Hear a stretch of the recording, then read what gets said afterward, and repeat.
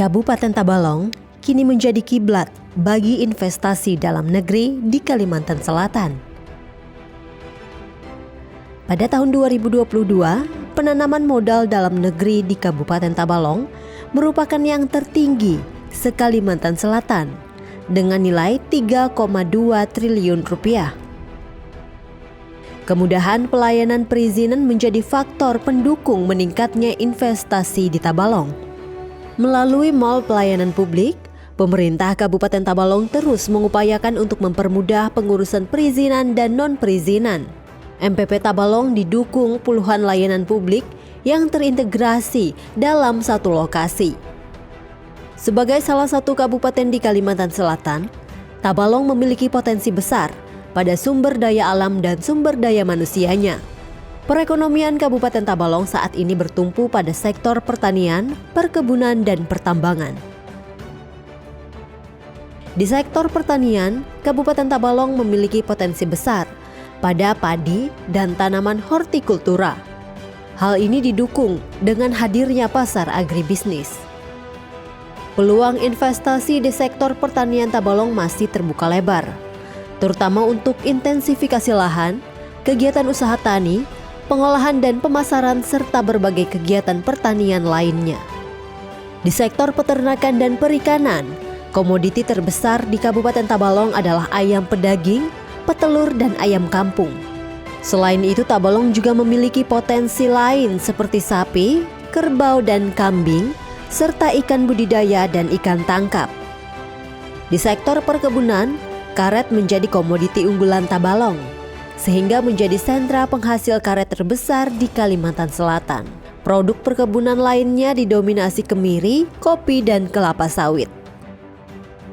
Di sektor pariwisata, Tabalong memiliki potensi wisata alam yang beragam, wisata religi hingga kebudayaan yang menjadi daya tarik yang khas. Hadirnya desa wisata turut memperkuat sektor ini. Di sisi lain, Tabalong juga kaya akan sumber daya alam berupa minyak bumi dan gas, serta hasil pertambangan seperti batu bara dan batu kapur. Untuk mendukung pengembangan industri, pemerintah Kabupaten Tabalong telah memiliki rencana detail tata ruang peruntukan industri seradang seluas 3.000 hektar dengan area utama 1.000 hektar. Potensi kawasan industri seradang membuka peluang investasi berupa pengembangan kawasan industri baik sebagai pengelola kawasan maupun pengelola industri. Untuk mendukung iklim investasi, pemerintah Kabupaten Tabalong terus meningkatkan regulasi, aksesibilitas, interaksi ekonomi sektoral, dan potensi sumber daya manusia. Dengan berbagai potensi tersebut, Kabupaten Tabalong siap menjadi kawasan penyangga ibu kota Nusantara.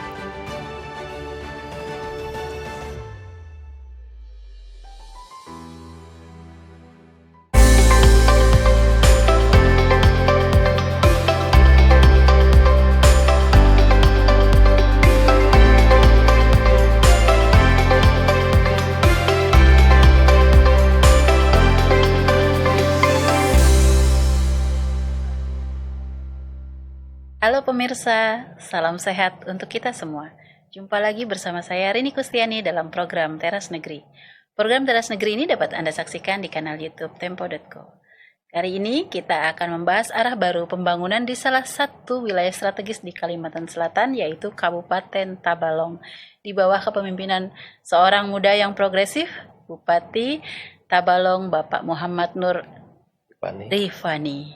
Pak Haji Pani. Siap. Biasa dipanggil Pak Haji Pani. Assalamualaikum warahmatullahi wabarakatuh, Pak. Waalaikumsalam warahmatullahi wabarakatuh. Nah, terima kasih Pak sudah datang di studio Teras Negeri di Tempo. Oke. Nah, di sini kita akan bicara tentang banyak hal tentunya ya.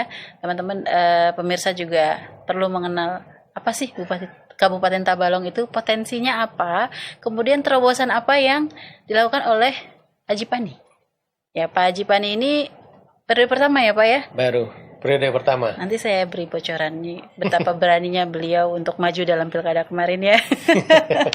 Luar biasa. Oke Pak, ini saya awali dengan profil Bapak ya. Siap. Bapak adalah birokrat di Kabupaten Tabalong. Betul. Pernah menjabat sebagai Kepala Dinas Pekerjaan Umum, Betul. Kepala Badan Perencanaan Pembangunan Daerah, dan Kepala Dinas Kominfo Kabupaten Tabalong yang pensiunnya masih 9 tahun lagi. 9 tahun lagi. Tapi saat pilkada tahun lalu, beliau memberanikan diri untuk maju dalam kontestasi politik.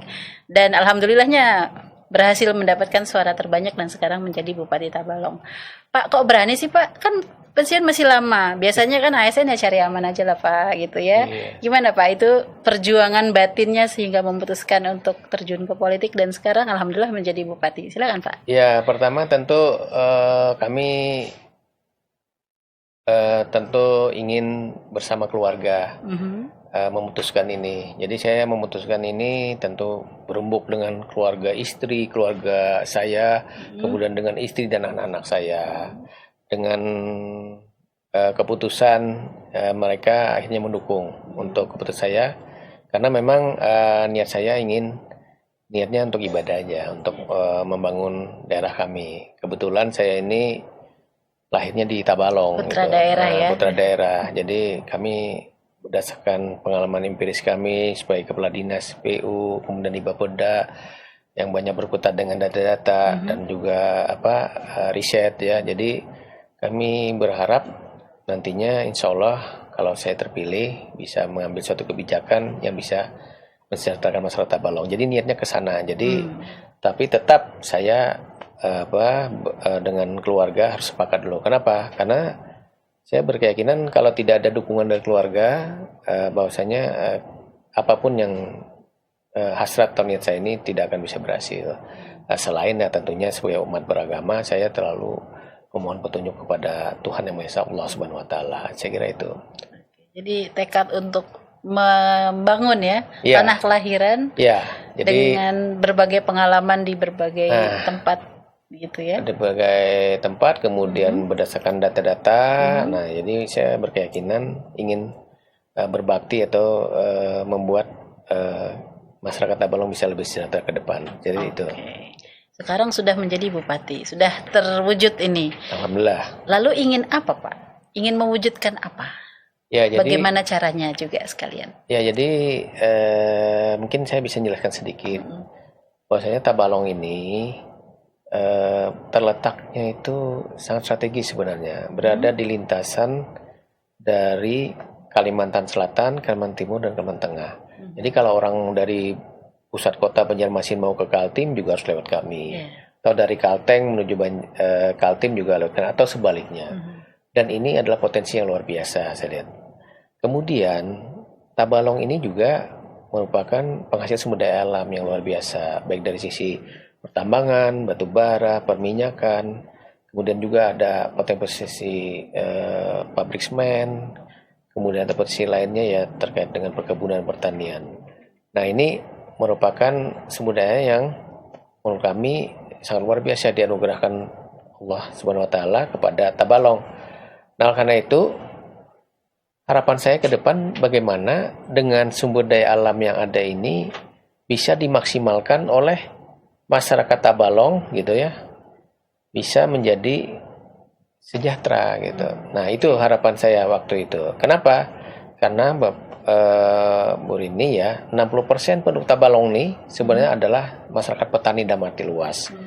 Bisa dia padi, nanam padi, horti, kemudian karet di sana, kemudian perikanan dan peternakan. Nah, oleh karena itu ke depannya saya sudah menyiapkan visi misi kami namanya Tabalong Smart. Akronim selain cerdas artinya akronim dari sejahtera, maju, religius, terdepan. Titik beratnya adalah tentunya kalau saya arahnya ke sumber daya manusia yang berkualitas. Kemudian ke perekonomian, baru kemudian terkait dengan sarana prasarana. Saya kira itu. Tadi Tabalong Smart, sumber daya manusia menjadi salah satu prioritas. Caranya gimana, Pak? Jadi cara kami, yang pertama ada program kami. 7 program prioritas Tabalong Smart ini, salah satunya adalah satu itu memberikan beasiswa 1.000 sarjana kepada putra-putri Tabalong. Tetapi kita tidak hanya memberikan begitu saja, tapi pemerintah turut aktif mencarikan peluang bagaimana nanti beasiswa yang kami berikan ini benar-benar bisa maksimal. Gimana caranya? Kami melakukan kerjasama atau perjanjian kerjasama dengan universitas ternama. Kami terus melakukan kolaborasi sinergi dengan universitas ternama ini, yaitu universitas negeri yang ada di ini. Sudah ada berapa yang kami lakukan perjanjian kerjasama, IPB, UNLAM, UPN, dan terus nanti beberapa universitas ternama. Kemudian tata caranya bagaimana? Yang pertama, ini beasiswa akan diberikan untuk masyarakat atau putra-putri Tabalong yang kurang mampu. Itu yang pertama. Kenapa? Saya ingin anak-anak kita yang kurang mampu ini, dari keluarga mampu ini, nanti bisa terangkat dengan dia menjadi seorang sarjana yang punya kapasitas. Yang kedua, baru dari anak-anak putra-putri Tabalong yang punya kecerdasan ataupun punya prestasi akademik. Jadi juara 1, 2, 3 nanti kita ambil, kemudian kita tes untuk diikutkan kepada universitas tersebut. Kemudian juga prestasi non akademik juga kita hargai di sana. Misalnya satu juara dari olahraga, misalnya, tapi sudah kita batasi tingkat provinsi. Dia juara 1 provinsi, kita akan kasih beasiswa. Kemudian juga juara-juara seni atau juga kegiatan keagamaan, misalnya MTQ provinsi. Nah, dari inilah kami ambil, kita tes, kemudian kita bimbing mereka, kita bina mereka supaya mereka nantinya kuliahnya nanti di tempat-tempat jurusan yang tepat, yang nanti kembali ke daerah kami dengan perjanjian nanti kembali untuk membangun daerah kami. Dan saya berkeyakinan insya Allah dengan SDM yang berkualitas ini, saya yakin SDA yang ada ini akan bisa dimanfaatkan maksimal untuk kesejahteraan masyarakat Tabalong. Itu yang pertama. Kemudian yang kedua, kita menyiapkan 15.000 tenaga terampil. Pelatihan di Kabupaten Tabalong semua gratis. Nah, jadi tenaga lulusan-lulusan SMA atau sederajat yang tidak mau lagi melanjutkan kuliah, kita latih mereka keterampilan sesuai dengan dunia usaha yang minatnya ada di Tabalong dan minatnya. Jadi itu yang kita lakukan. Saya berharap 15.000 ini siap. Insya Allah Tabalong nanti dengan semakin banyaknya investasi di Tabalong, maka kita sudah menyiapkan SDM, maka selain terserap semua tenaga terserap, kemudian juga perusahaan pun juga tidak akan susah untuk mendapatkan tenaga terampil di Tabalong. Nah, saya kira Pak, tadi yang pertama itu kan beasiswa untuk perguruan tinggi. Siap. Ya, SMA, sekolah menengah atas itu kan ranahnya provinsi ya Pak ya. Betul. Sementara untuk kabupaten, kota ranahnya adalah pendidikan dasar dan menengah. Betul. Untuk SD dan SMP-nya gimana nih Pak, perhatian dari kabupaten untuk mereka? Ya, jadi kami sebenarnya sudah melakukan sudah kami siapkan itu beasiswa untuk prestasi di juara 1, 2, 3 nanti kita mulai SD, SMP kita dan SMA pun akan kita bantu untuk beasiswa. Juga masuk SMA. Iya, jadi kita bantu juga. Jadi kita ingin benar-benar anak-anak kita di Tabalong ini nantinya ada motivasi ya. Kita mengapresiasi sebenarnya atas ketekunan mereka, kedisiplinan mereka, prestasi mereka ini kita akan apresiasi. Nah, dengan harapan mereka nanti akan tambah semangat dan memotivasi juga yang lainnya. Jadi itu yang kita lakukan. Selain mungkin ya tentu mandatory spending kami ya tentu 20% pasti sudah untuk pendidikan, ya kan. Jadi itu sudah di luar hal itu. Jadi itulah langkah-langkah yang kami lakukan. Kemudian juga selain dari sisi pendidikan umum juga kita juga di sekolah-sekolah umum ini akan nanti ada namanya sekolah mengaji. Jadi kita tambah nanti materi-materi muatan untuk mendukung religius tadi, untuk mereka selain dia dari ilmu pengetahuan umum, dia juga punya ilmu pengetahuan agama yang kuat, sehingga kami harapkan nanti generasi emas Tabalong ini paripurna dari dunia dan akhiratnya, begitu kira-kira. Nah, itu siswanya. Gurunya gimana Pak? Tenaga pendidiknya Pak? Ya, tentu SDM ini juga harus ditunjang oleh guru. Tentu kita akan memperhatikan SDM juga. Tentu kualitas guru kita harus tingkatkan. Nah, kita juga akan memberikan pelatihan-pelatihan dan juga pendidikan-pendidikan kepada para guru kita dan juga sarana prasarana tentunya supaya mereka mendukung mereka. Mungkin dan dapat kami sampaikan terkait sarana prasarana selain sekolah ya perbaikan ruang-ruang sekolah gitu ya, kami juga akan memberi fasilitas. Salah satunya mungkin nanti udah kami siapkan, nanti kita siapkan smart board untuk ini. Kemudian WiFi kita pasangkan di seluruh sekolah-sekolah dari TK, SD, SMP, SMA, kita bantu baik sekolah umum atau sekolah agama. Nah ini supaya apa? Mereka supaya tidak melek teknologi dan mereka juga punya literasi digital nantinya ke depannya. Jadi itu langkah-langkah yang kita lakukan. Baik. Tadi smart itu S-nya sejahtera, M-nya maju, R-nya religius, T-nya terdepan. Sejahteranya berarti dari sisi ekonominya. Betul. Nah ini gimana nih Pak? Iya. Mendongkrak kesejahteraan masyarakat, strateginya apa? Ya, jadi kalau kami tentu pengembangan pertanian ya, basicnya tadi pertanian dan UMKM ya. Jadi tentu pertanian menjadi prioritas kami, baik dari sisi peralatannya, kemudian permodalannya. Nah, ada yang menarik, kami sudah menyiapkan program namanya program jaminan kredit dengan bunga 0%. Terus bebas biaya administrasi untuk petani dan UMKM. Bebas angsuran juga Pak? Angsuran tetap lah, cuma dia tidak ada dibebani bunga. Murni ya, pinjaman pokok aja ya. Dan tidak ada biaya administrasi. Nah biasa kan orang pinjam ada biaya administrasi, itu kita tanggung semua. Harapannya apa tadi, mereka UMKM akan semakin bisa melakukan usaha-usahanya dan juga para petani tidak akan lagi terjerat dengan bunga-bunga rentenir.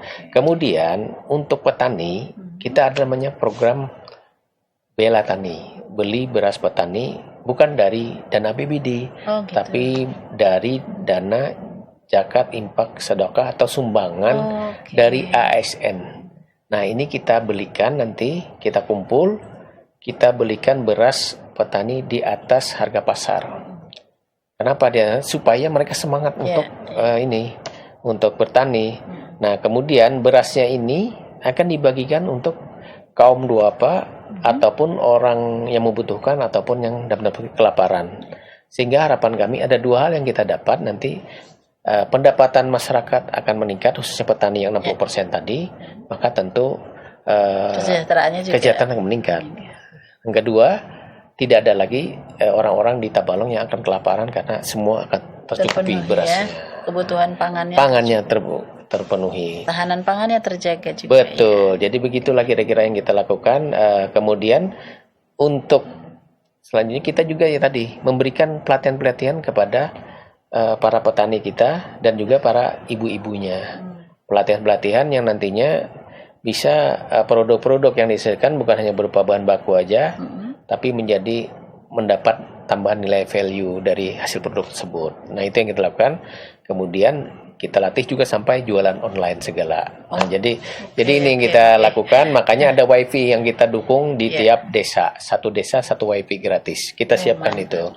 Jadi itu sudah membuka kreativitas juga ya untuk masyarakat bisa memasarkan produknya. Betul, makanya itu yang kita lakukan. Jadi satu desa satu WiFi gratis ini alhamdulillah sangat ditunggu-tunggu masyarakat. Jadi kita akan tempatkan di namanya ruang terbuka hijau smart. Di sana ada tempat ada CCTV-nya, ada tempat berkumpulnya masyarakat, kemudian ada e-library atau perpustakaan librarinya kita ada punya di sana digital.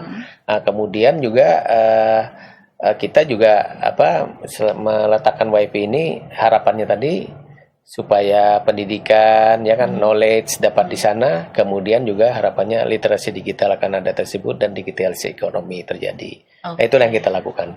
Pak, ketika bicara Tabalong Smart, ini kan apa yang dilakukan oleh pemerintah untuk masyarakat. Lantas apa upaya untuk menggandeng atau menggerakkan masyarakat supaya mendukung Tabalong Smart itu sendiri? Ya, saya kira pertama tentu kami harus melakukan sosialisasi ataupun keterbukaan kepada masyarakat terkait bagaimana program ini sebenarnya perlu dukungan dan perlu kolaborasi dan sinergi semua pihak. Nah, kami selalu melakukan kolaborasi sebenarnya dengan masyarakat dan juga dunia usaha di Kabupaten Tabalong. Karena saya berkeyakinan tidak mungkin program yang baik bagaimanapun kalau tanpa ada dukungan masyarakat dan juga dari dunia usaha. Nah, kami terus melakukan kerjasama tersebut. Terbukti di Kabupaten Tabalong itu setiap kegiatan-kegiatan selalu disokong oleh masyarakat dan juga oleh dunia usaha. Nah, jadi itu langkah-langkah kami. Kebetulan kami juga di Tabalong ini terkait dengan informasi-informasi ini banyak dibantu rekan-rekan media dan juga kami selalu terbuka terkait hal tersebut. Dan kami juga terbuka terkait dengan hal-hal yang mungkin perlu disampaikan masyarakat.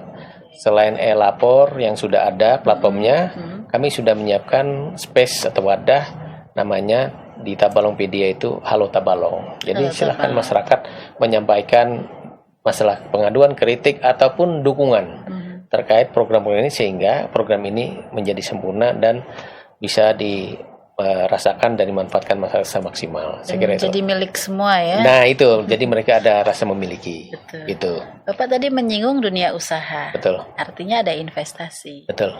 Nah, dengan lokasi yang begitu strategis, ya, bagaimana Bapak memanfaatkan titik strategis ini investasi masuk untuk mendukung program pemerintah dan menyejahterakan masyarakat tadi? Ya, yang pertama tentu kami sudah membuat mall pelayanan publik. Jadi perizinan ini satu pintu dengan harapan ada kemudahan-kemudahan, ada kecepatan dan juga ketepatan waktu dalam rangka memberikan pelayanan. Nah ini kita lakukan itu. Kemudian juga kita sudah menyiapkan kawasan industri di Saradang. Nah itu kita sekitar 3.000 hektar kita siapkan untuk menjadi kawasan nantinya yang bisa digunakan oleh dunia usaha untuk menjadi tempat mereka berusaha. Nah ini yang kita siapkan ke depan. Kemudian juga kami juga menyiapkan fasilitas lain. Misalnya ini kami sedang membuka lapangan terbang untuk bisa beroperasi kembali sehingga para investor akan lebih mudah untuk sampai di Tabalong. Di Tabalong. Lebih efisien waktu. Ya kan. Kemudian juga cepat, ya kan. Nah ini yang kita lakukan. Kemudian tentu mau nggak mau karena kita dekat dengan IKN, jadi pintu gerbang IKN dari Kalimantan Selatan menuju Kaltim, kami juga akan menyiapkan infrastruktur pendukung supaya orang akan menjadikan Tabalong ini bukan lagi menjadi tempat persinggahan, tapi nanti menjadi destinasi untuk sebelum mereka ke IKN. Saya kira itu. Pak, ketika retret kemarin di Magelang, kan ada pesan spesial ya. Dari Pak Mendagri, Pak Tito Karnavian tentang efisiensi anggaran. Nah, itu bagaimana pelaksanaannya di Kabupaten Tabalong? Ya, alhamdulillah untuk pelaksanaan di Kabupaten Tabalong sudah kita laksanakan melalui pergeseran ya. Jadi kegiatan-kegiatan yang sifatnya perjalanan dinas, kemudian kegiatan-kegiatan seremonial, kegiatan-kegiatan yang outcome ataupun efeknya ini tidak terlalu banyak untuk masyarakat, itu sudah kita lakukan. Dan kita mengikuti aturan itu dan kami sudah melakukan pergeseran semua dimanfaatkan untuk kegiatan-kegiatan di bidang pendidikan, kesehatan dan juga infrastruktur yang nantinya tentunya bermanfaat untuk seluruh masyarakat Tabalong. Berarti sudah melaksanakan efisiensi tadi. Sudah kita laksanakan. Oke, baik pemirsa. Itu tadi sekilas seperti apa sih Kabupaten Tabalong dan bagaimana program yang sudah dan akan diterapkan oleh Pak Haji Pani di Kabupaten Tabalong. Nah, kita sudah sampai di penghujung acara, tapi sebelum saya menutup Teras Negeri kali ini, silakan Pak Haji Pani menyampaikan closing statement atau pernyataan penutup untuk masyarakat Kabupaten Tabalong dan pemirsa Teras Negeri Tempo. Ya, untuk seluruh masyarakat Tabalong, tentunya program Tabalong Smart ini tidak akan bisa kita laksanakan dengan maksimal tanpa ada dukungan, tanpa ada kebersamaan, tanpa ada kolaborasi dan sinergi masyarakat, dunia usaha, dan pemerintah. Oleh karena itu, kami berharap dukungan-dukungan ini sehingga akselerasi dari Tabalong Smart ini akan bisa segera terlaksana. Kemudian yang terakhir tentu kami mendoa dan dukungan kepada seluruh masyarakat Tabalong. Kami bersama Wabub mohon doa, mudah-mudahan kami diberi kemudahan, istiqomah, dan amanah dalam melaksanakan amanah yang diberikan masyarakat kepada kami. Saya kira itu saja mungkin dari kami. Amin, terima kasih. Pak. Amin. Tapi saya ada pertanyaan, Pak. Siap. Sebelum tadi setelah closing statement kayaknya saya masih ada sesuatu yang perlu saya klik. Siap. Bapak putra daerah. Iya. Pensiun masih 9 tahun lagi tapi udah masuk ke birokrasi, sudah masuk ke politik ya. Siap. Sebenarnya apa sih yang Bapak cita-citakan untuk Kabupaten Tabalong? Gambarannya seperti apa Kabupaten Tabalong itu yang ideal menurut Bapak? Ya saya kira kalau melihat data, saya selalu bicara by data ya. Jadi memang masih banyak di Kabupaten Tabalong ini tingkat kemiskinannya. Dengan sumber daya alam yang tinggi, kita masih berkutat di 5% lah tingkat kemiskinan kita. Kemudian tingkat pengangguran terbuka masih juga banyak. Nah tentu saya berharapan sekali bahwasanya mudah-mudahan selama 5 tahun kepemimpinan kami ini saya bisa menekan angka kemiskinan ini dan juga mudah-mudahan tingkat pengangguran terbuka ini bisa kita kurangi. Kenapa? Dengan potensi sumber daya alam, dengan DBH yang luar biasa. Tentu kami berharap ini bisa kita maksimalkan secara maksimal untuk nantinya kesejahteraan masyarakat saya kira. Nah jadi itulah mengapa dalam hati saya kemarin itu meninggalkan zona nyaman menjadi zona perjuangan. Salah satunya adalah ingin bagaimana tempat kelahiran saya ini nantinya bisa kesejahteraannya meningkat, kemiskinannya bisa dikurangi, dan juga tingkat pengangguran juga teratasi. Saya kira itu mungkin. Sekarang zona perjuangan ya? Zona perjuangan. Zona perjuangan, mengentaskan kemiskinan Siap. dan meningkatkan kesejahteraan masyarakat. Siap. Baik, pemirsa kita doakan ya. Amin. Pak Haji Pani dapat Siap. melaksanakan tugas dengan baik bersama Amin. seluruh aparatur di daerah dan Siap. masyarakat Kabupaten Tabalong. Semoga pembangunan di Kabupaten Tabalong terus maju, Siap. Amin. berkelanjutan dan menjadi teladan di tingkat regional maupun Amin. nasional. Amin. Oke pemirsa, saya Rini Kustiani bersama tim yang bertugas pamit undur diri. Sampai jumpa di episode Teras Negeri selanjutnya dengan kepala daerah inspiratif yang akan membantu kita semua untuk mengenal setiap daerah, keunikannya dan potensinya. Sampai jumpa di program Teras Negeri selanjutnya.